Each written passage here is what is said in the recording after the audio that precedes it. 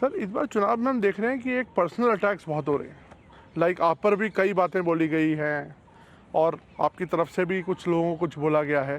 तो personal attacks किस लिए इस बार आपको लगता नहीं ये शैली नहीं होनी चाहिए चुनावों में? जहाँ तक मोदी का सवाल है, मैं तो पिछले 24 साल से गालियाँ खा खा खा करके गाली प्रूफ हो गया हूँ। मौत का सौदागर किसने कहा था? गंदी नाली का कीड़ा किसने कहा था? और मेरे यहाँ तो पार्लियामेंट में एक दिन हमारे एक साथी ने हिसाब लगाया था, 101 गालियाँ गिनाई थी। तो चुनाव या चुनाव न हो, ये लोग मानते हैं कि गालियाँ देने का हक उनका ही है, और वे हताश निराश इतने हो चुके हैं कि गालियाँ देना, अपशब्द बोलना, ये उनके शायद जहन में है, उनके स्वभाव में हो गया है। प्रधानमंत्री और लगा रहा है कि ईडी, आईटी, सीबीआई इसका इस्तेमाल किया जा रहा है विरोधियों को दबाने के लिए। मेरा मीडिया को सवाल है कि विपक्ष ने आपको ये कूड़ा कचरा पकड़ा दिया, वो कूड़ा कचरा लेकर के आप हमारे पास पहुंच जाते हैं।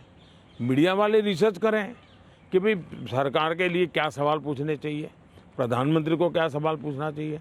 जो कूड़ा कचरा फेंक रहा है उसको पूछो ना, भाई तुम ये जो कह रहे इसका सबूत क्या है, कानून नियम क्या है, उसको पूछो ना। उसकी आपकी हिम्मत नहीं है।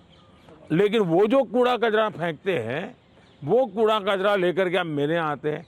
ये ठीक है कि मैं रिसाइकल के मानता हूँ, तो मैं इस कूड़े कचरे का रिसाइकल करके उसको खाद में परिवर्तित कर दूंगा और उसमें से देश के लिए कुछ न कुछ अच्छी चीज़ें पैदा कर दूंगा, इसलिए वो तो मैं करूंगा। लेकिन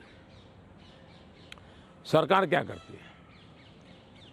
आज गांव के सरपंच को चेकबुक पर सही करने का अधिकार होता है, देश के प्रधानमंत्री को नहीं है। ये इतना नॉलेज नहीं है इन लोगों को। देश के प्रधानमंत्री के पास इस प्रकार का कोई अधिकार नहीं होता है। मोदी सरकार का मैंडेट क्या है? मोदी सरकार ने अपने अफसरों को कहा है कि मेरी सरकार करप्शन के विषय में जीरो टॉलरेंस। अब ये दफ्तर के अंदर बैठे हुए लोगों का काम है कि उसको लागू करें। और सचमुच में तो किसी ज़माने में 10 साल में मनमोहन सिंह जी की सरकार थी, 34 लाख रुपया पकड़े गए थे। 34 लाख रुपया मतलब एक स्कूल बैग में आप आ जाए। वर्तमान में ईडी ने 10 साल में 2200 करोड़ रुपया पकड़ा है। ये तो टीवी पर दिखता है, ये तो कोई झूठबाजी हो नहीं सकती है। अब जो 2200 करोड़ देश को वापस लाया है, ये उसका सम्मान होना चाहिए, उसको गाली गलौज होना चाहिए। तो गाली गलौज कौन करता है? जिसका पैसा गया है वो गाली गलौज कर रहा है। 2200 करोड़ जिसके जेब में से गया है, जिसने चोरी कर करके इकट्ठा किया था, वो पकड़ा गया, वो चिल्ला रहा है। इसका मतलब ये जो चोर पकड़े जा रहे हैं, इसमें जिसकी भागीदारी होगी वो चिल्लाएगा। मुझे थोड़े से अलग मुद्दे पर आते हैं। कश्मीर में हम इस बार देख रहे हैं रिकॉर्ड वोटिंग हो रही है। ऐसे ऐसे इलाकों में रिकॉर्ड तोड़ वोटिंग हो रही है जहां पर ऐसा सोचा नहीं जा सकता था।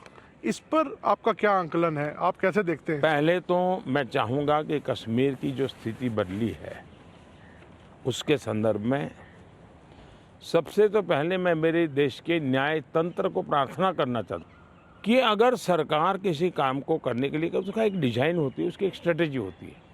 ऐसी समस्याओं के समाधान के लिए उस स्ट्रेटेजी के तहत काम करना होता था। अब उसके लिए कभी मुझे इंटरनेट बंद करना पड़ा, कोई एनजीओ कोर्ट चला गया और वो बड़ा कोर्ट के अंदर बड़ा इशू बन गया। आज समझिए कि भले मैंने कुछ समय के लिए इंटरनेट बंद किया था, लेकिन आज बड़े गर्व के साथ वहाँ के बच्चे कहते हैं कि 5 साल से इंटरनेट बंद नहीं हुआ है, 5 साल से हमें सब सुविधाएं मिल रही है। कुछ दिन तकलीफ हुई, लेकिन अच्छे काम के लिए हुई थी। अब वो अदालत के अंदर जब विवादों में चढ़ जाता है, तब चीज़ें गड़बड़ा जाती है। तो ऐसे जो एनजीओ हैं जिन्होंने अदालतों के भरोसे लड़ाई लड़ना शुरू किया है, एक तो देश को उनसे बचाना बहुत ज़रूरी है। दूसरा, वहाँ का सामान्य मानवी जब मतदान करता है ना, तब वो सिर्फ किसी को जिताता ऐसा नहीं है जी। मतदान करता है मतलब भारत के संविधान को गले लगाता है, मतदान करता है तब भारत की सरकार बनाने में वो गर्व के साथ भागीदारी करता है। मतदान करता है मतलब कि भारत के सार्वभौमत्व के प्रति अपना समर्पण व्यक्त करता है। दूसरा, उनको विश्वास हुआ कि ये सरकार ऐसी है कि जहाँ फेयरनेस है, हम भरोसा कर सकते हैं कि ये सही होगा। और जब उसको ये विश्वास हो जाता है कि ये कोई हेरा फेरी नहीं हो रही है, तो वो पक्का वोट करने के लिए उत्साह से आता है। और उसका परिणाम है कि आज मतदान यानी 40-40 साल के रिकॉर्ड टूट चुके हैं। मेरे लिए बहुत सबसे बड़ी संतोष की बात है कि मेरे कश्मीर के मेरे भाई बहन, मेरे परिवारजन उमंग और उत्साह के साथ मतदान के लिए आगे आए। उन्होंने मतदान करके दुनिया को एक मैसेज दे दिया है। जो लोग आशंकाएं करते थे उनको एक मैसेज दे दिया है। सर, ये क्या विंडिकेशन है 370 को जो आपने हटाया, इससे क्या लगता है कि आपका ये विंडिकेशन है कि जिस तरह से अब 370 ये सिर्फ एक 5-4 परिवारों का ही एजेंडा था जी। ये न कश्मीर की जनता का एजेंडा था, न देश के लोगों का एजेंडा था।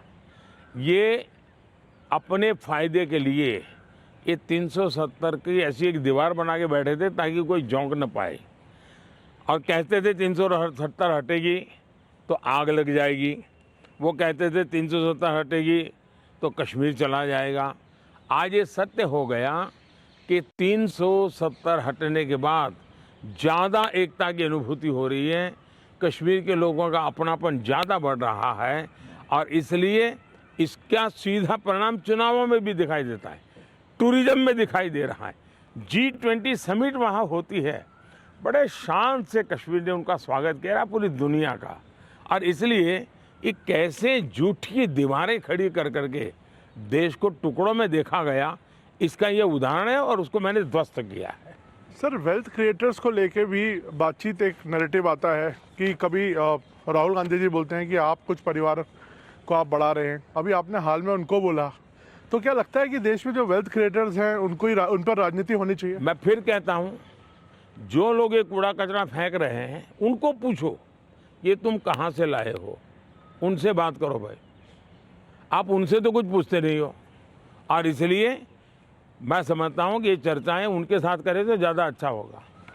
सर, उड़ीसा में अभी चुनाव होने हैं अभी हाल में, उधर आपकी देखा जाए तो काफ़ी अच्छे संबंध थे नवीन पटनायक जी के साथ, उन्होंने कई मुद्दों पर आपको सपोर्ट किया। अब आप लोगों का अलायंस नहीं है और आपस में एक दूसरे से लड़ रहे हैं, किस तरह से आप देखते हैं? हिंदुस्तान के सभी राजनीतिक दलों के नेताओं के साथ हमारे संबंध अच्छे ही हैं और लोकतंत्र में हमारी दुश्मनी नहीं होती है, संबंध अच्छे होने ही चाहिए। अब सवाल ये है कि मैं मेरे संबंधों को संभालूं कि उड़ीसा के भाग्य की चिंता करूं। तब मैंने रास्ता चुना कि मैं उड़ीसा के उज्जवल भविष्य के लिए अपने आप को खपा दूंगा। उसके लिए मेरे संबंधों को मुझे अगर बलि चढ़ाना पड़ेगा तो मैं उड़ीसा की भलाई के लिए बलि चढ़ाऊंगा। और चुनाव के बाद मैं कन्विंस करूंगा हर एक को कि भाई मुझे किसी की दुश्मनी नहीं है, लेकिन 25 साल से उड़ीसा में प्रगति नहीं हो। और सबसे बड़ी चिंता ऐसी है कि कुछ एक ऐसी टोली है जिसने पूरे उड़ीसा की व्यवस्था को कब्जा कर लिया है। ऐसा लगता है पूरी व्यवस्था को बंधक बना दिया है।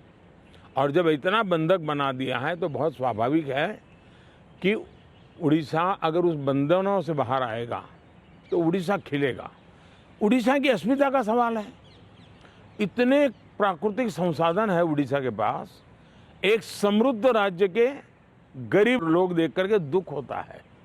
हिंदुस्तान के समृद्ध राज्यों में उड़ीसा है, इतनी प्राकृतिक संपदा है, और हिंदुस्तान के गरीब लोगों के राज्य में भी उड़ीसा है।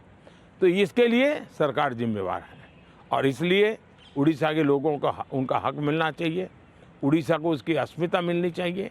उड़ीसा का भाग्य बदलने वाला है, सरकार बदल रही है। मैंने कहा है कि उड़ीसा की वर्तमान सरकार की एक्सपायरी डेट 4 जून है और 10 जून को बीजेपी का मुख्यमंत्री उड़ीसा में शपथ लेगा। मोदी जी, बंगाल में भी ताबड़तोड़ एक टक्कर की लड़ाई चल रही है। आपके भी बहुत कैंपेनिंग वहाँ पे आपने की है और अभी आप शायद फिर जाने वाले हैं बंगाल। क्या लगता है आपके प्रोस्पेक्ट्स कैसे रहेंगे बंगाल में? एक तो मुझे लगता है कि एनआईए के जो फुट सोल्जर्स हैं, एक बार उनको वेरीफाई कर देना चाहिए कि वो कहाँ से रिपोर्टिंग आपको ये भेजते हैं। बंगाल के चुनाव में टीएमसी पार्टी अस्तित्व की लड़ाई लड़ रही है। आपने देखा होगा पिछले असेंबली के चुनाव में हम 3 थे, 3 में से बंगाल की जनता ने हमें 80 पर पहुंचा दिया। हमें लोकसभा के अंदर भारी बहुमत पिछले चुनाव में मिला था।